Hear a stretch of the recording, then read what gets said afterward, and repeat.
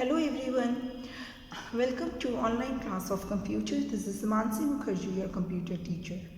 Please like, share and subscribe my channel. First of all, I wish you all the very best for your upcoming exam. Stay calm and give your best. Let's start our today's revision. As you know, semester 2 examination is about to start. So quickly have a review over the syllabus. The 4 chapters are being included in that. Chapter 6, Cascading Style Sheet. Chapter 7, Introduction to Python. Chapter 8, More on Python. Chapter 9, Computer Viruses. All the chapters, video and the content is available. You can visit the school website to see the content of this. And the revision video has also been given of these chapters. The next thing, look here at the pattern of the examination. The examination is of 60 marks. 40 marks objective type paper will come and 20 marks subjective type paper will come. This will be descriptive type. You have to write the answer in an explanatory way. Fine. Now let us quickly start revising chapter 6, that is cascading style sheets. Now let us start revising chapter 6, that is cascading style sheet, CSS.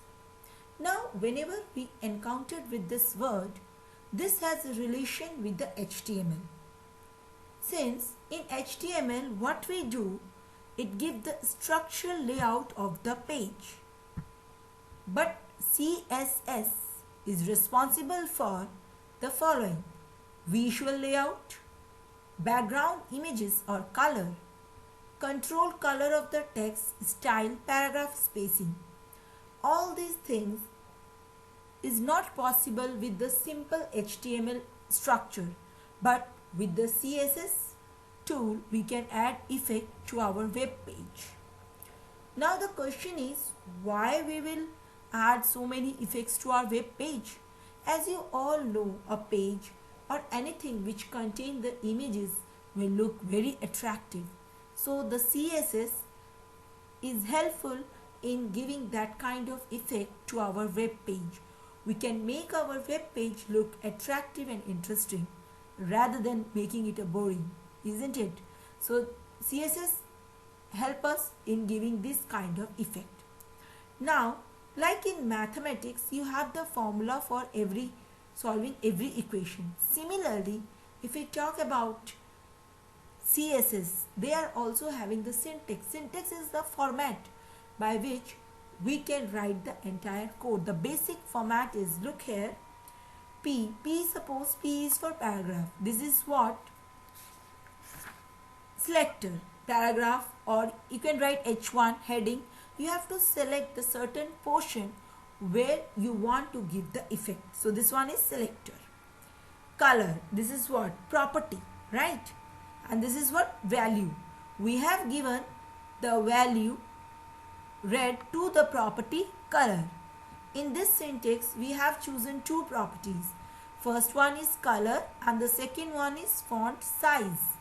So in these two properties, we have given the value red and in size we have given 14px. Now one more thing, please see. We have separated the property and the value with colon, right? And this is one declaration. When a property and the value is given, that is one declaration. And another declaration is this. So both the declaration is being separated with semicolon. Okay, this is what CSS syntax. You have to write the syntax like this way. Now there are 3 methods of applying CSS. By the time we know what is CSS, how to apply CSS means syntax. Now there are different methods. Basically 3 methods are there for applying CSS. First one is external style sheet. Second one is internal style sheet. And the third one is inline style sheet. Now, according to your requirement, you can choose any of the method. For example, say we want to apply the effect on the entire page. We want to change the appearance of the whole website. Then external style sheet, this method will be applicable.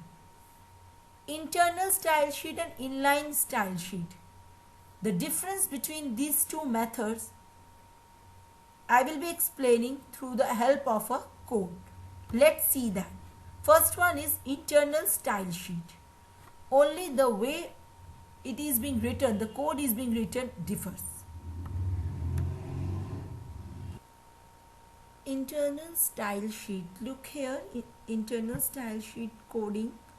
The basic and the main thing is adding the style tag. Okay, one additional tag we have to use, style tag.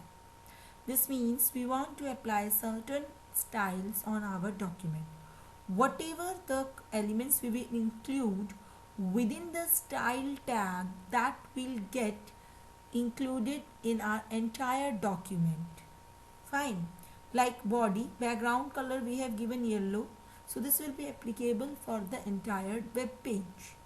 H1 heading, wherever the heading we are giving, color will be blue. Paragraph, whatever paragraph we are writing, it will be red color. So whatever the styles we want to give, that has been enclosed within the style tag in case of internal style sheet. Body, H1, now we are writing the heading within the body tag, okay, and paragraph, whatever the paragraph we want to write, we can write the paragraph. We have to close the paragraph tag and we have to close the body. Look here, this is not the body tag. What is this? We want the body, means we want the entire web page to be yellow in color. That's why we are writing here, okay, and we have close. Fine.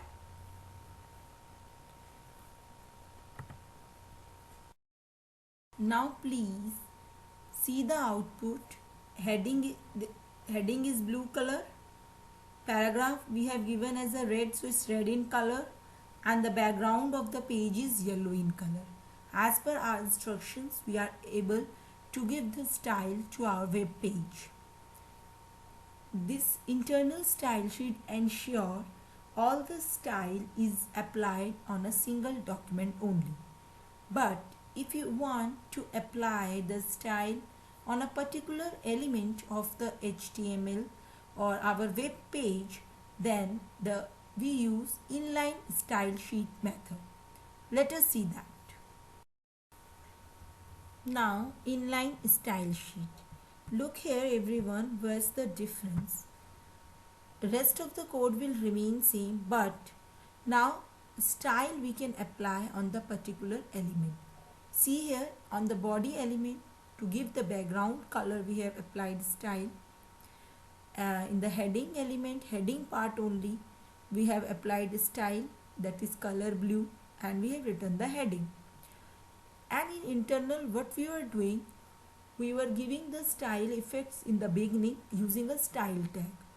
But here, suppose you don't want to make any changes in the background, you can leave it as simply as writing body, and you only want your heading should be in a different color.